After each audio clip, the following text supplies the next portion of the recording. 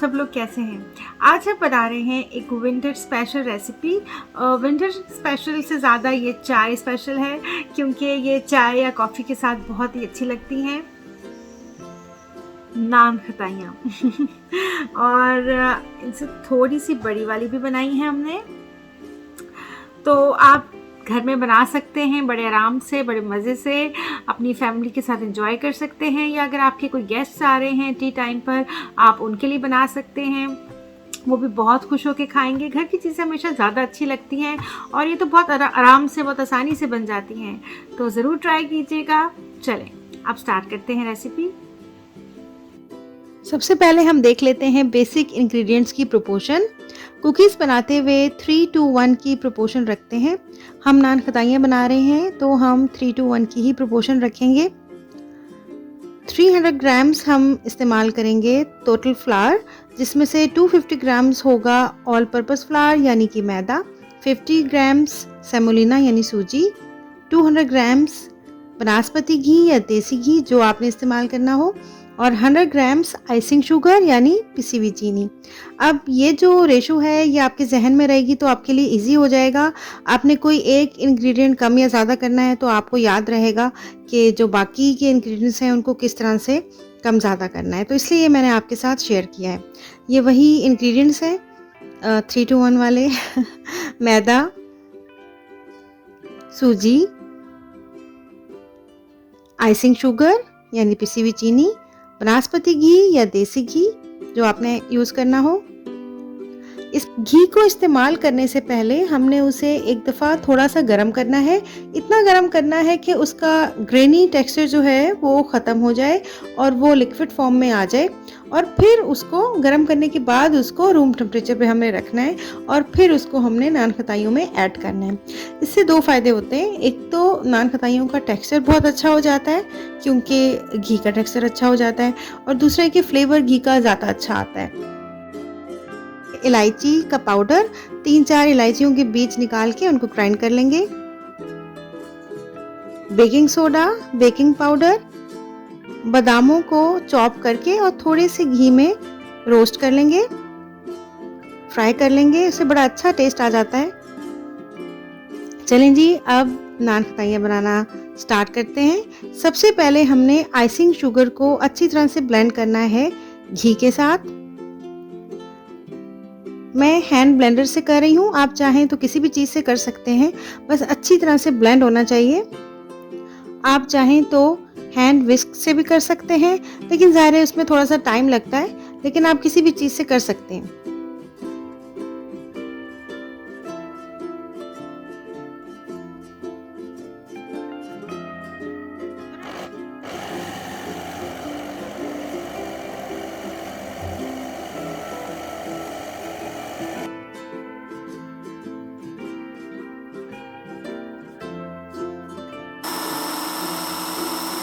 ये देखें, एक स्मूथ सा मिक्सचर तैयार हो चुका है। अब हम नान खटाइयों के लिए डो तैयार करेंगे। सबसे पहले मैदा डालेंगे, उसके अंदर ऐड करेंगे सूजी, बेकिंग पाउडर, बेकिंग सोडा। इन सब की क्वांटिटीज मैं पहले मेंशन कर चुकी हूँ। इलायची पाउडर, मिक्स कर लेंगे।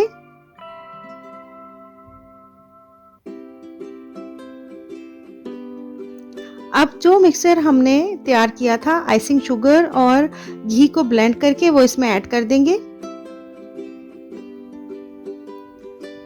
अब नीट करेंगे और एक डो प्रिपेयर करेंगे। नान खटाइयाँ हमने लास्ट वीक बनाई थी और मुझे याद है उस दिन हमने कुछ और बनाना था, लेकिन इतना अच्छा मौसम हो गया, तेज़ बारिश हो गई और ठंड बढ़ गई, तो हमने फिर नान खटाइयाँ बनाई। ये मैंने और मेरे हस्बैंड ने मिलके बनाई थी। तो ठंड में इस तरह के जो स्नैक्स होते हैं उनका मज़ा ज़्यादा आता है। वैसे तो समर सीज़न में भी अच्छी लगती हैं, लेकिन आप गर्मियों का वेट ना करें, आजकल में बस ये ट्राई कर लें, आपको भी बहुत मज़ा आएगा। और आप ये देख रहे हैं कितनी ईज़िली सब कुछ हो जाता है, इसकी नीडिंग भी ईज़िली हो जाती है, और बस ये शुरू की कुछ चीज़ें में ही टाइम लगता है, उसके बाद तो बस बन जाते हैं।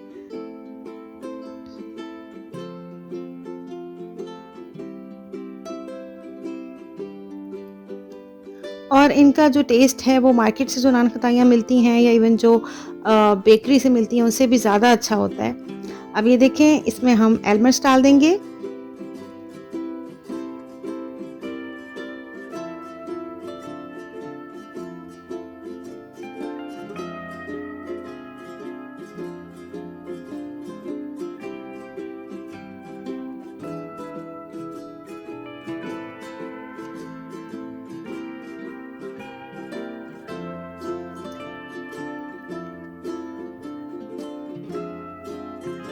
ये देखें कितनी अच्छी सी हमारी डो तैयार हो गई है।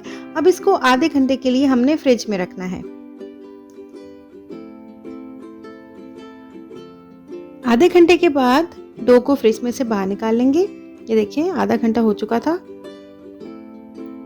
अब हमने नान खताइयों की बॉल्स प्रिपेयर करनी है।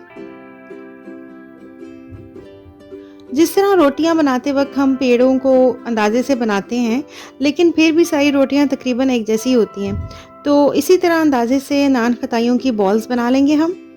साइज़ आप अपने लिहाज से रख लीजिएगा, आपको अगर बड़ी बड़ी पसंद है या छोटी पसंद है।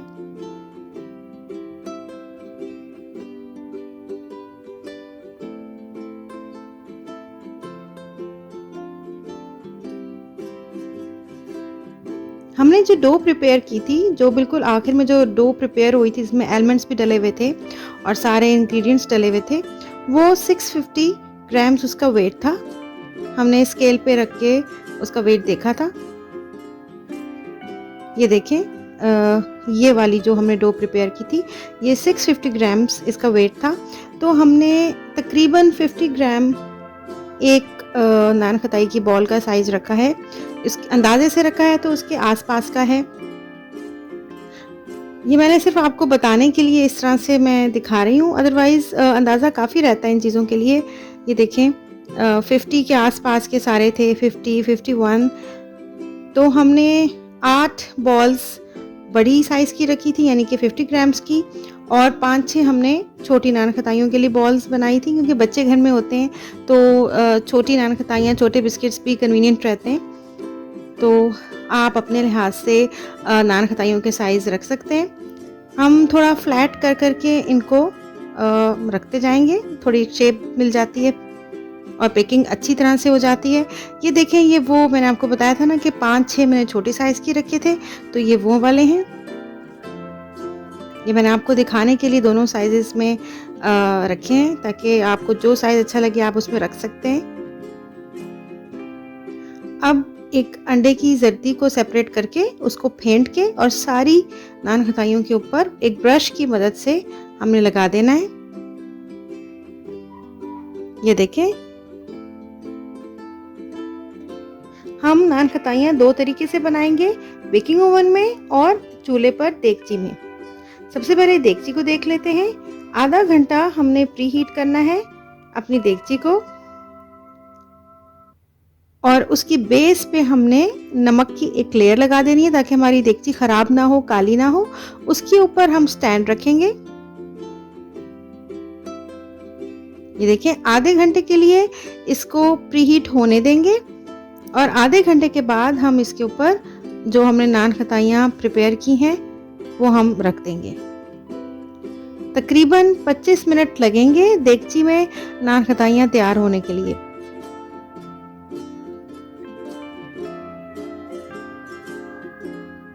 और ये देखें, बेकिंग ओवन में हम अब नान खताइयाँ रख रहे हैं। इसका टेम्परेचर, इसकी सेटिंग्स आप ये देख लीजिए, मैंने मेंशन कर दी हैं। ये देखें जी, टाइम पूरा हो गया था और नान खताइयाँ रेडी हो गई थी। ये देखें कितनी अच्छी बनी हैं, बिल्कुल खस्ता बनी थी और बिल्कुल ऐसा लग रहा है कि बाज़ार से लेके आए, बल्कि बाज़ार से भी ज़्यादा ये मज़ेदार थी। और ये देखें, देगची वाली नान खताइयाँ हैं, ये भी बिल्कुल तैयार हो गई थी। अब इनको 25 मिनट्स लगे थे, जो देगची वाली थी ये बाद में हुई थी। ये देखें, अब हम सारी नान खताइयों को एक कूलिंग रैक पे रख के और कूल कर लेंगे। किसी ऐसी चीज़ पे रखना ज़रूरी है जहाँ से दोनों साइड्स को हवा लगे और ये कूल हो जाए।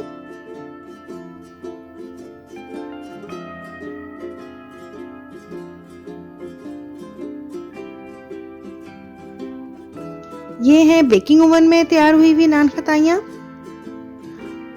और ये हैं देगची में जो चूल्हे के ऊपर हमने नान खताइयाँ तैयार की थी।